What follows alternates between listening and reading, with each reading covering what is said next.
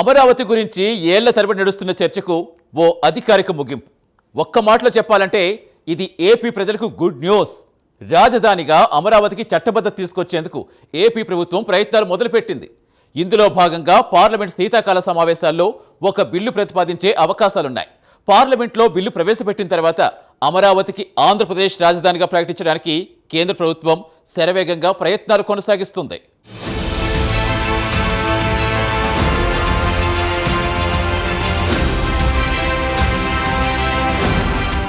అమరావతిని రాజధానిగా ప్రకటించే విషయంలో కేంద్ర ప్రభుత్వం ఒక నిర్ణయానికి వచ్చింది. అంతేకాదు, అమరావతికి చట్టబద్ధత కల్పించే అంశంలో కేంద్ర ప్రభుత్వంలో కదలిక వచ్చింది.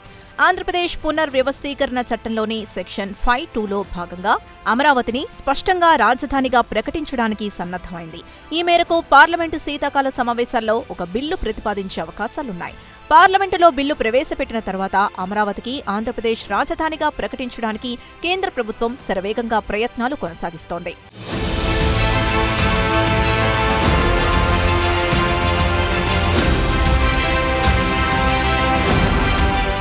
గత కొంతకాలంగా అమరావతిని ఆంధ్రప్రదేశ్ రాజధానిగా ప్రకటించాలన్న డిమాండ్ జోరందుకుంది. ఉమ్మడి ఆంధ్రప్రదేశ్ విభజన తర్వాత రాష్ట్రానికి అసలు రాజధాని లేకుండా పోయింది. భారతదేశంలో ఏ రాష్ట్రానికి ఇటువంటి పరిస్థితి రాలేదు. కేవలం ఆంధ్రప్రదేశ్లోని ఈ పరిస్థితి నెలకొంది. విభజన తర్వాత తెలంగాణకు హైదరాబాద్ రాజధాని అయిన సంగతి తెలిసిందే.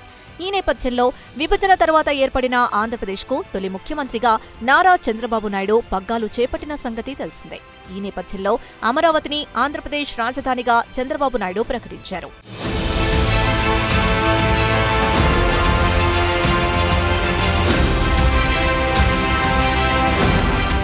కాగా రాజధానిగా ప్రకటించిన అమరావతికి భూములివ్వడానికి 29 గ్రామాల ప్రజలు ముందుకొచ్చారు. అంతేకాదు, రాజధాని కోసం దాదాపు 34,000 ఎకరాల్ని రైతులు అప్పగించారు. ఇందులో ఎటువంటి ఒత్తిడి లేదు. అందరూ స్వచ్ఛందంగా తమ తమ భూముల్ని రాజధాని కోసం అప్పగించారు. దీంతో అప్పటి చంద్రబాబు నాయకత్వంలో ఎన్డీఏ ప్రభుత్వం రాజధాని కోసం పనులు చేపట్టింది. అంతేకాదు, సింగపూర్ సర్కార్ అందజేసిన మాస్టర్ ప్లాన్ ప్రకారం పనులు చేపట్టింది. ఇందులో భాగంగా అసెంబ్లీ, సచివాలయం సహా మరికొన్ని కీలక ప్రభుత్వ భవనాల నిర్మాణాన్ని చేపట్టింది.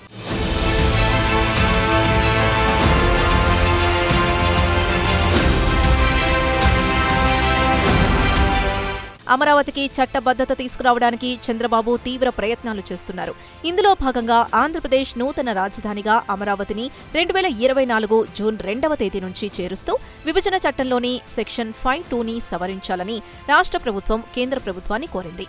అమరావతి రాజధానిగా చట్టబద్ధత కల్పిస్తూ విభజన చట్టాన్ని సవరించాలని రాష్ట్ర ప్రభుత్వం కోరిన నేపథ్యంలో ఎప్పటి నుంచి దాన్ని అమల్లోకి తేవాలో స్పష్టత ఇవ్వాలంటూ కేంద్ర హోంశాఖ కొంతకాలం కిందట రాష్ట్ర ప్రభుత్వానికి లేఖ రాసింది. దీంతో రాష్ట్ర ప్రభుత్వ ప్రధాన కార్యదర్శి ఈ అంశంపై స్పష్టత ఇస్తూ కేంద్ర హోంశాఖకు ఇటీవల లేఖ పంపారు.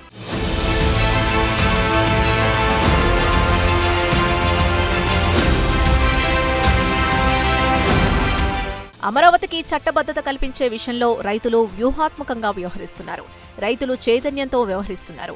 గతంలో చంద్రబాబు అమరావతిని రాజధానిగా ప్రకటించిన తర్వాత కూడా వైఎస్ఆర్ కాంగ్రెస్ సర్కార్ 3 రాజధానుల అంశాన్ని తెరమీదకు తీసుకొచ్చిన అంశాన్ని రైతులు ఇప్పటికీ మరువలేదు.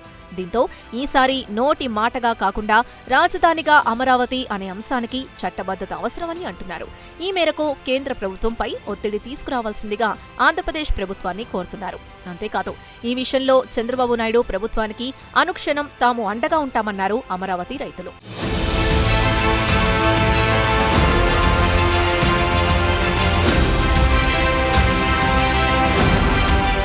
ఇదిలా ఉండగా గతంలోని వైఎస్ఆర్ కాంగ్రెస్ సర్కార్ నిర్వాకం నేపథ్యంలో అమరావతికి స్థిరత్వం కల్పించాలని రైతులు డిమాండ్ చేస్తున్నారు. భవిష్యత్తులో ప్రభుత్వం మారినా రాజధాని మార్పు ప్రయోగాలు తిరిగి జరగకుండా చట్టం ద్వారా రక్షణ కల్పించాలని అమరావతి రైతులు కోరుతున్నారు. అమరావతి రైతుల ఐక్య కార్యాచరణ సమితి ప్రభుత్వం దృష్టికి తీసుకెళ్లిన ఈ అభ్యర్థనను రాబోయే పార్లమెంటు సమావేశాల్లో చట్టరూపంలో తీసుకురావాలని సూచించారు. చట్టం చేస్తే అమరావతిపై రాజకీయ జోక్యం తగ్గి అభివృద్ధి నిరాటంకంగా కొనసాగుతుందని అమరావతి రైతుల అభిప్రాయం.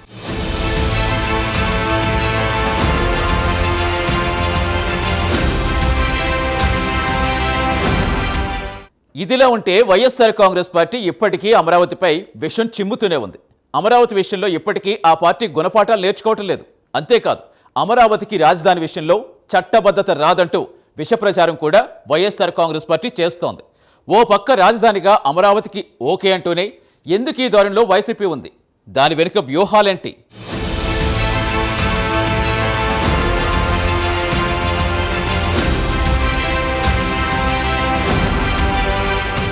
ఇదిలా ఉంటే 3 రాజధానులు అంటూనే వైఎస్ఆర్ కాంగ్రెస్ నిండా మునిగిపోయిన సంగతి ఆ పార్టీ నాయకులు ఇప్పటికీ గ్రహించలేకపోతున్నారు.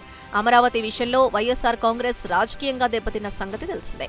అయితే వైఎస్ఆర్ కాంగ్రెస్ పార్టీ ఇప్పటికీ అమరావతి విషయంలో గుణపాఠాలు నేర్చుకోవడం లేదు.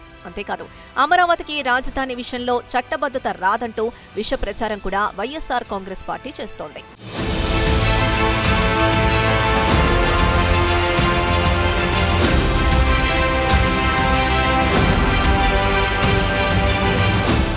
అధినేత బాటలోనే నాయకులు అన్న చందంగా వైఎస్ఆర్ కాంగ్రెస్ బడా నాయకుల నుంచి చోటామోటా నేతలు, ఆ పార్టీ కార్యకర్తలు అందరూ నాటి నుంచి నేటి వరకు రాజధాని అమరావతిపై విషం చిమ్ముతూనే ఉన్నారు. ఇప్పటికీ అమరావతిపై వీరు విషం చిమ్ముతూనే ఉన్నారు.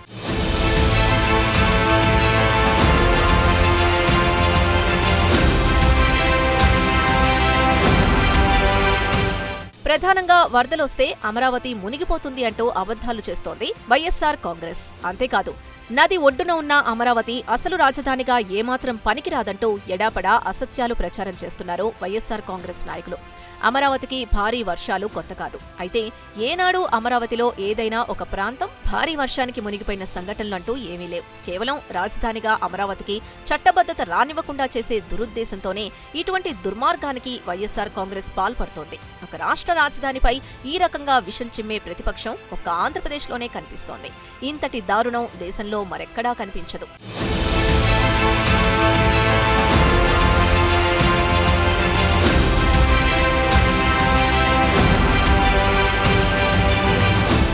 అమరావతిపై వైఎస్ఆర్ కాంగ్రెస్ పార్టీ చేస్తున్న తప్పుడు ప్రచారం వెనుక ఒక స్పష్టమైన వ్యూహం ఉంది. ప్రధానంగా ఆంధ్రప్రదేశ్ ముఖ్యమంత్రి నారా చంద్రబాబు నాయుడుకు ప్రజల్లో దురుద్దేశాలు వైఎస్ఆర్ కాంగ్రెస్ నాయకులు వ్యూహంగా కనిపిస్తోంది.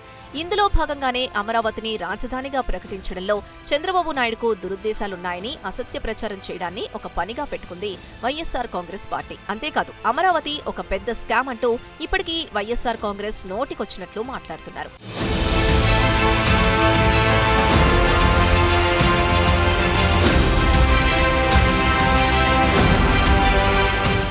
అమరేశ్వరుడు కొలువై ఉన్న అమరావతి ప్రాంతానికి చరిత్రలో ఒక ప్రత్యేక స్థానం ఉంది. ఉమ్మడి రాష్ట్రం విభజన తర్వాత ఆంధ్రప్రదేశ్ తొలి ముఖ్యమంత్రిగా 2014లో చంద్రబాబు నాయుడు పదవీ బాధ్యతలు చేపట్టారు. చంద్రబాబు ముఖ్యమంత్రిగా బాధ్యతలు తీసుకున్న తర్వాత చాలా కాలం పాటు హైదరాబాద్ వేదికగానే పాలన కొనసాగించారు. అయితే ఆ తర్వాత జరిగిన రాజకీయ పరిణామాల నేపథ్యంలో చంద్రబాబు హైదరాబాద్ నుంచి పాలనను విజయవాడకు మార్చారు. ఈ నేపథ్యంలో ఏపీకి కొత్త రాజధాని ఎంపిక చంద్రబాబుకు అప్పట్లో పెద్ద సవాల్గా మారింది. చివరకు అమరావతిని రాజధానిగా ఎంపిక చేశారు. అయితే జగన్మోహన్ రెడ్డి హయాంలో అమరావతికి గ్రహణం పట్టింది. కూటమి ప్రభుత్వం వచ్చాక మరోసారి అమరావతి అభివృద్ధి పథంలో దూసుకుపోతోంది.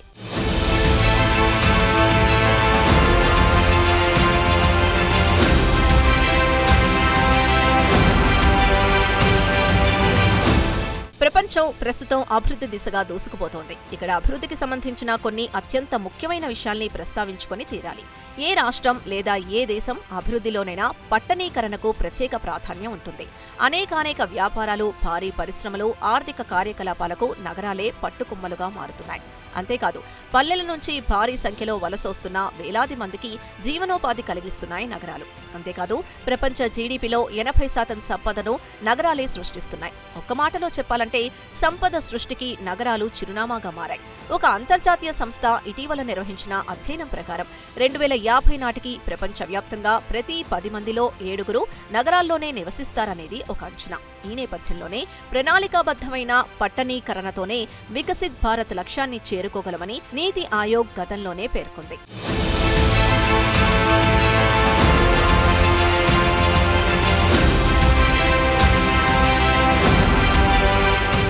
అమరావతి ప్రాంతానికి చరిత్రలో ఒక విశిష్ట స్థానం ఉంది. దీంతో ఆంధ్రుల రాజధాని అమరావతి అంటూ 2014 సెప్టెంబర్ 1వ తేదీన చంద్రబాబు నాయుడు ప్రకటించారు. అలాగే విజయవాడ, గుంటూరు నగరాల మధ్య తుళ్లూరు, మంగళగిరి, తాడేపల్లి మండలాల పరిధిలోని 25 పంచాయతీలను కలిపి అమరావతి నగరంగా అభివృద్ధి చేసేందుకు చంద్రబాబు నాయుడు సర్కార్ మాస్టర్ ప్లాన్ రూపొందించింది. మొత్తం 29 గ్రామాల్ని కలుపుతూ అమరావతి పేరుతో ఒక మహానగరం ఏర్పాటవుతుందని అప్పటి తెలుగుదేశం ప్రభుత్వం పేర్కొంది. అందుకు అనుగుణంగా 2015 జనవరి 1 నుంచి ల్యాండ్ పూలింగ్ పద్ధతిలో రైతుల నుంచి భూముల్ని సేకరించారు. అలా సేకరించిన 33,000 ఎకరాల ప్రభుత్వ భూములను కలుపుకొని 53,478 ఎకరాల్లో రాజధాని అమరావతి రూపుదిద్దుకుంటుందంటూ పలు డిజైన్లను రూపొందించారు. అందరి ఏకాభిప్రాయంతో అమరావతిని రాజధానిగా ఎంపిక చేశారు. ఆ తర్వాత 2015 అక్టోబర్లో ప్రధాని మోదీ చేతుల మీదుగా అమరావతి రాజధానికి శంకుస్థాపన చేశారు.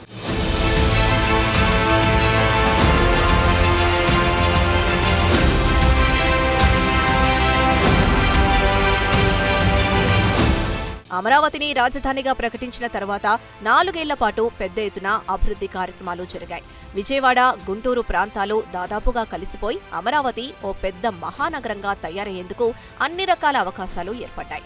2019 ఎన్నికల కంటే ముందే అమరావతిలో అనేక విద్యా, వైద్య సంస్థలు తమ కార్యకలాపాలు ప్రారంభించాయి. అప్పటి ప్రభుత్వం వివిధ సంస్థలకు 1,428 ఎకరాల భూముల్ని కేటాయించింది. అందులో ప్రైవేట్ సంస్థలకు 1,116 ఎకరాలు కేటాయించింది. దీంతో అమరావతిలో దాదాపుగా 28,000 కోట్ల పెట్టుబడులతో పాటు 71,000 మందికి ఉపాధి అవకాశాలు లభించాయి.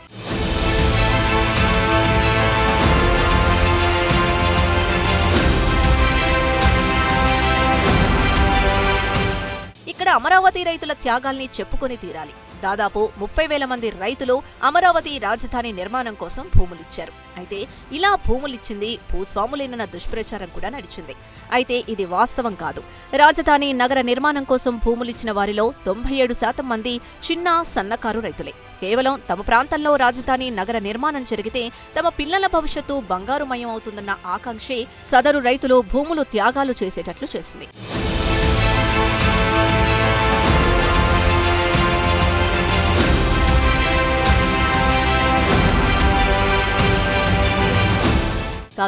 2019 ఎన్నికల్లో వైఎస్ఆర్ కాంగ్రెస్ విజయం సాధించడం అభివృద్ధి పథంలో దూసుకుపోతున్న అమరావతికి ఒక షాక్ గా మారింది. అమరావతి అభివృద్ధికి అప్పటి జగన్మోహన్ రెడ్డి ప్రభుత్వం ఎడాపెడా బ్రేకులు వేసింది. అసలు అమరావతిని రాజధానిగా గుర్తించేది లేదు పొమ్మన్నారు జగన్మోహన్ రెడ్డి. 3 రాజధానులంటూ ఓ పనికిమాలిన ప్రతిపాదనను తీసుకొచ్చింది వైఎస్ఆర్ కాంగ్రెస్ సర్కార్. దీంతో అమరావతికి కొత్తగా ప్రాజెక్టులు రాలేదు. సరికదా అప్పటి వరకు కొనసాగిన నిర్మాణాలు ఎక్కడికక్కడ ఆగిపోయాయి.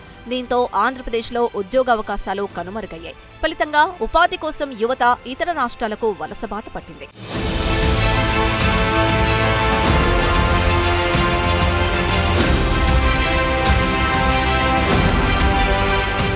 2019 డిసెంబర్ 17న ఆంధ్రప్రదేశ్ అసెంబ్లీలో రాజధానిపై అప్పటి ముఖ్యమంత్రి జగన్మోహన్ రెడ్డి కీలక ప్రకటన చేశారు. రాష్ట్రంలో 3 ప్రాంతాల అభివృద్ధి కోసం 3 రాజధానులంటూ ప్రకటించారు.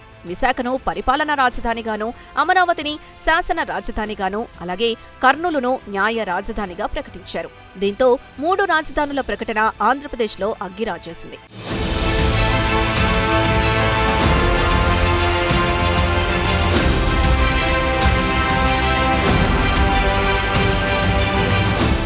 'ఇంకే ఉంది, అమరావతి రైతులు రోడ్డు మీదకొచ్చారు. 3 రాజధానులు వద్దు, అమరావతి ముద్దు అంటూ ఆందోళన బాటపట్టారు. అమరావతి పరిరక్షణ పేరుతో జేఏసీ ఏర్పాటైంది. అమరావతి పరిరక్షణ జేఏసీ ఆధ్వర్యంలో వివిధ రూపాల్లో రైతులు తమ ఆందోళన కొనసాగించారు. న్యాయస్థానం to Devasthanam, Amaravati to Arasavalli అంటూ పాదయాత్ర జరిపారు. 1-2 అందుబాటులో ఉన్న అన్ని రకాల రూపాల్లో అమరావతి రైతులు తమ ఆందోళన కొనసాగించారు. అమరావతి రైతులు చేపట్టిన పాదయాత్ర రాష్ట్ర వ్యాప్తంగా దుమారం రేపింది. దీంతో అమరావతి రైతులకు జనసేన, టీడీపీ, బీజేపీ, కాంగ్రెస్ ఇలా అన్ని పార్టీలు సంఘీభావం ప్రకటించాయి. మేము మీ వెంటే ఉన్నామంటూ రైతులకు సంపూర్ణ మద్దతు ప్రకటించాయి.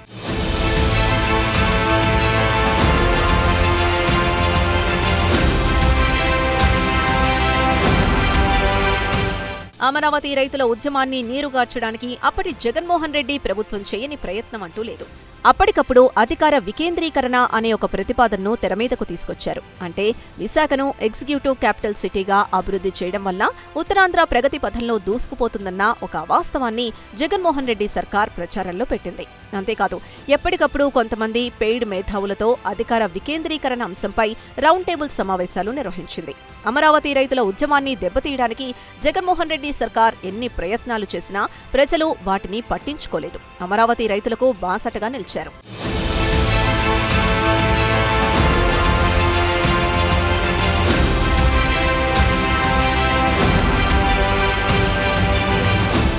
2024 అసెంబ్లీ ఎన్నికలు అమరావతి భవిష్యత్తుకు అగ్ని పరీక్షగా మారాయి. అమరావతి రైతులు ప్రధానంగా ప్రతిపక్ష పార్టీలైన జనసేన, తెలుగుదేశం, బీజేపీపైనే ఆశలు పెట్టుకున్నారు. తాము అధికారంలోకి వస్తే అమరావతినే రాజధానిగా కొనసాగిస్తామని కూటమి నేతలు ప్రజలకు హామీ ఇచ్చారు. చివరకు అమరావతి రైతుల ఉద్యమం ఫలించింది. 2024 అసెంబ్లీ ఎన్నికల్లో ఘన విజయం సాధించి కూటమి ప్రభుత్వం ఏర్పడింది. దీంతో అమరావతి అభివృద్ధి మరోసారి పట్టాలెక్కింది. కాగా ఈ ఏడాది మే నెలలో ప్రధాని నరేంద్ర మోదీ అమరావతికి వచ్చారు. రాజధాని నిర్మాణంలో భాగంగా అనేక ప్రాజెక్టులకు ప్రధాని నరేంద్ర మోదీ శంకుస్థాపన చేశారు.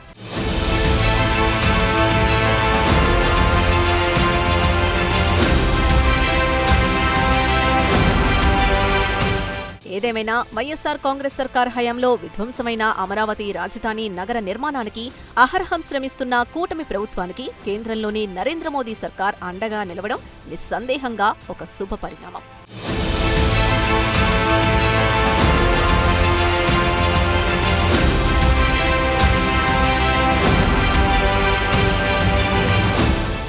ఏది ఏమైనా వైఎస్ఆర్ కాంగ్రెస్ సర్కార్ హయాంలో విధ్వంసమైన అమరావతి రాజధాని నగర నిర్మాణానికి అహరహం శ్రమిస్తున్న కూటమి ప్రభుత్వానికి కేంద్రంలో నరేంద్ర మోదీ సర్కార్ అండగా నిలవటం నిస్సందేహంగా ఒక శుభ పరిణామాన్ని చెప్పవచ్చు.